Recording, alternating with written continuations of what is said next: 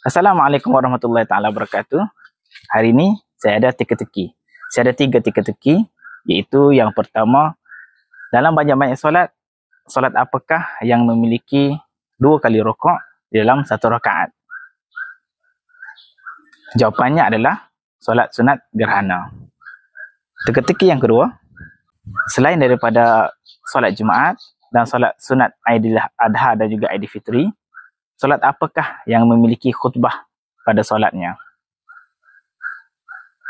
Jawapannya adalah solat sunat istisqa dan juga solat sunat gerhana. Soalan yang ketiga, kesemua solat wajib kalau tertinggal wajib kita qada. Tetapi ada satu solat wajib yang mana kalau kita tertinggal kita tak boleh nak qada. Ada sahabat-sahabat yang tahu jawapannya? Sila tuliskan jawapannya di ruangan komen. Jadi kita jumpa lagi pada video yang akan datang. Jangan lupa jemput follow saya untuk perkongsian sirah yang lebih menarik. Wallahu a'lam.